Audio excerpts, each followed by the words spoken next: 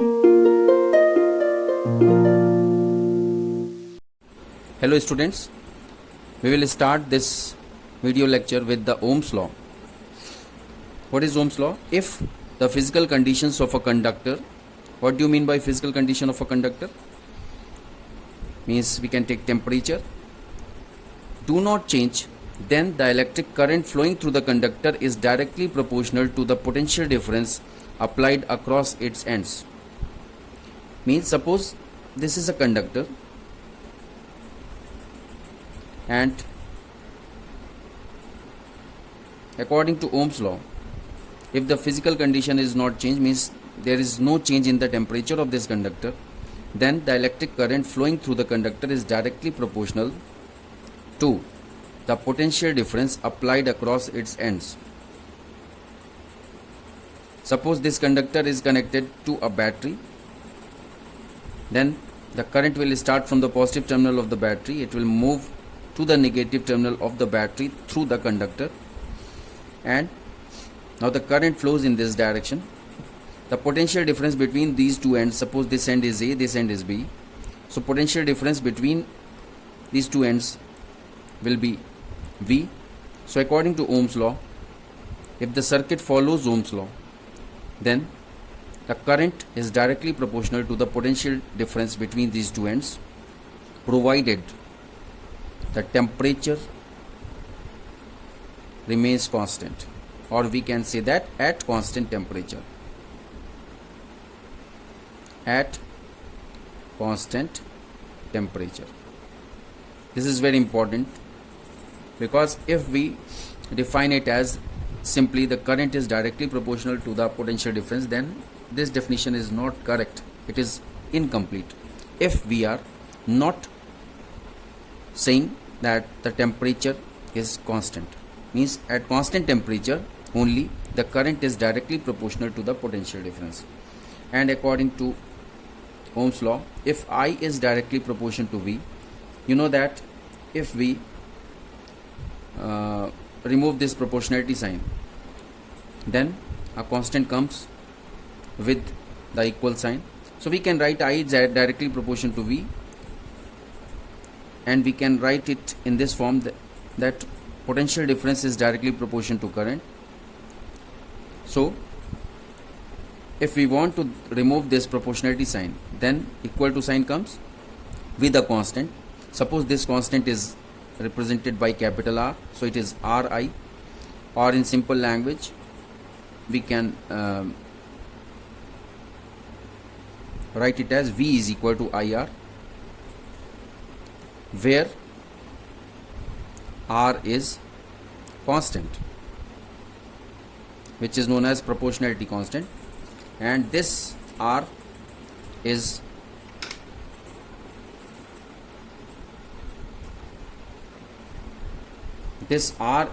known as resistance. This is the resistance of conductor. So we can say that R is equal to V upon I. We can define resistance as the ratio between the potential difference across the conductor to the current flowing in the conductor. So now what will be the graph if we plot the graph of current versus potential difference? Then if we find the graph in the form of inclined straight line, then what does this graph shows? This inclined straight line shows that the current is directly proportional to the potential difference between the ends of the conductor. And what does this indicate?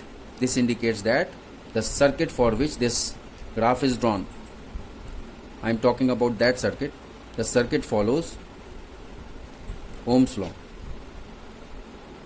What does it mean? If we are not getting the inclined straight line drawn as the curve between current and potential difference. If we are not getting a straight line, then we can say that the circuit does not follow Ohm's law. Now we will talk about the resistivity, and the resistivity is represented by rho. You have studied in class 10th. Rho is equal to Ra upon L. Rho is equal to Ra upon L, where R is resistance of the conductor, A is area of cross section of the conductor, L is the length of conductor. This is area of cross section, this is length of conductor. Resistivity is the property of the conductor which resists the flow of the current through this, and R is the resistance of the conductor. So you have studied this in class 10th, but here we will study about the resistivity in the form of M upon N E squared tau.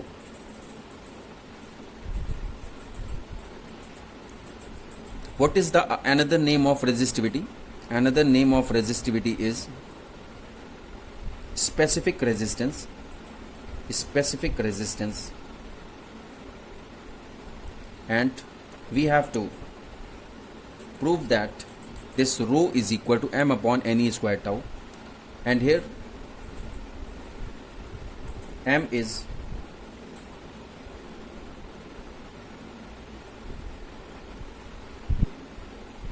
the mass of electron,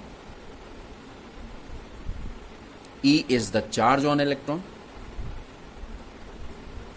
tau is the relaxation time,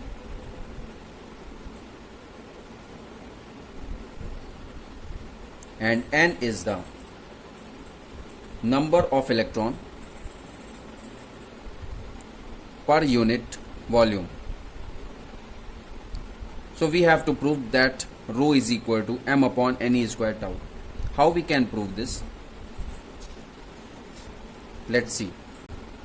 Resistivity is equal to M upon N E squared tau.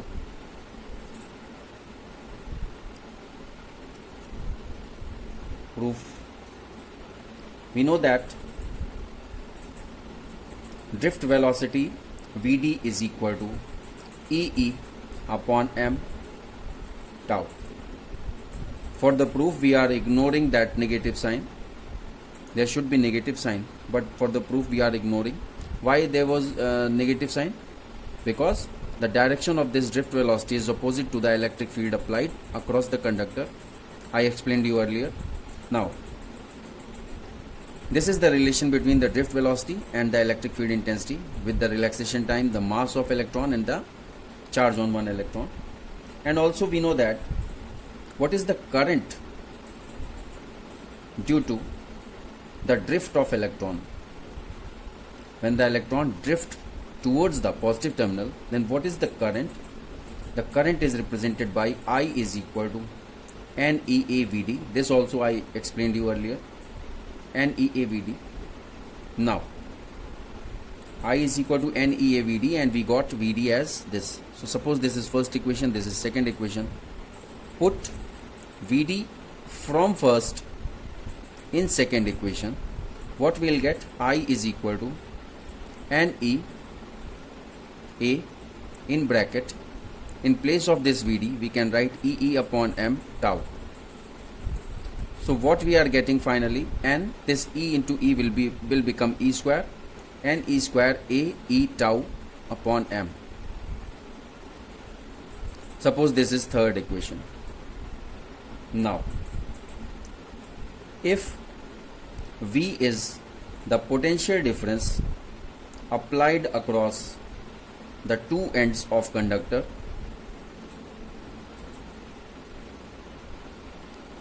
of length small l, then E will be represented as the ratio between the potential difference applied across the conductor and the length of conductor. So E is equal to V upon L. Suppose this is fourth equation.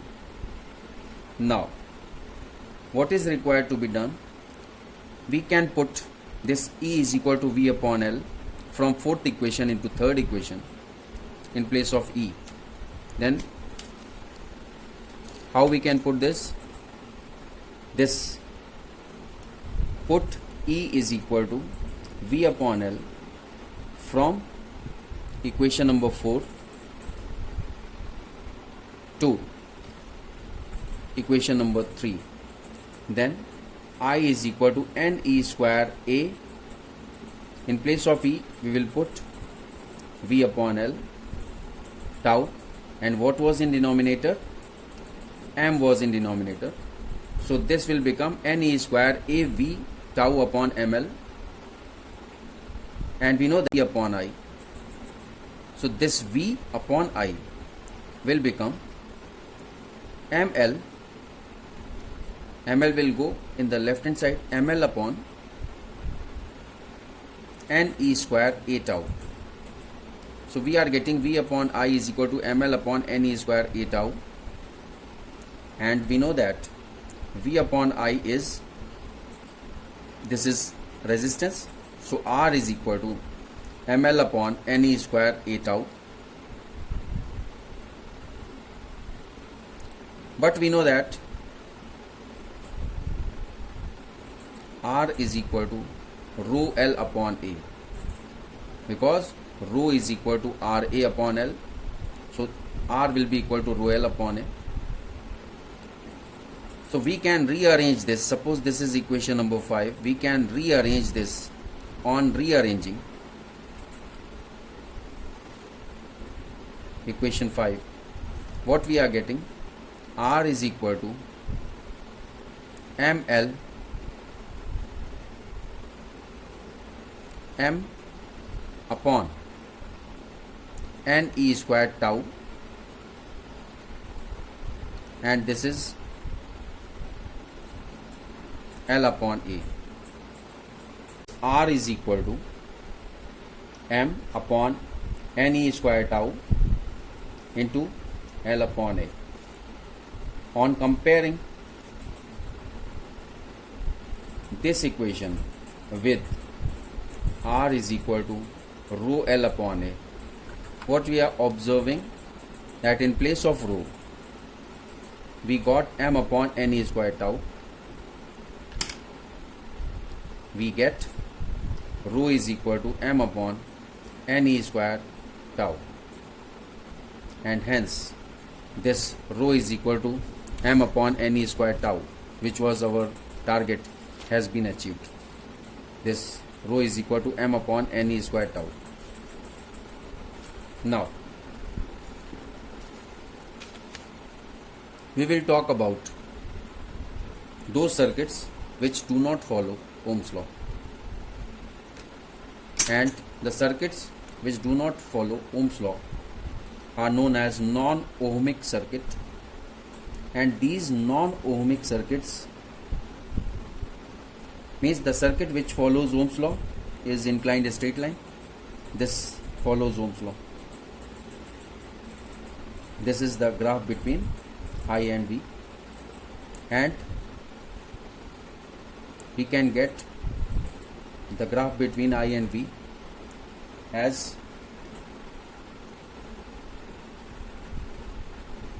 means in spite of going straight, this graph is in this form, and also there may be the possibility that the graph move towards downside. So if we compare this with the circuit which follows Ohm's law, then we are getting some inclination of these graphs away from a straight line. So these two graphs are non-ohmic, and this is the graph for the circuit which follows Ohm's law. So we have to discuss about these two types of circuits. for which we are getting the graph between I and V like these two forms. The first one is for the thermistors. Thermistors are the resistances which are used for the controlling of temperature in the ovens, in the refrigerators, and in the crystal rectifiers, gases. So these thermistors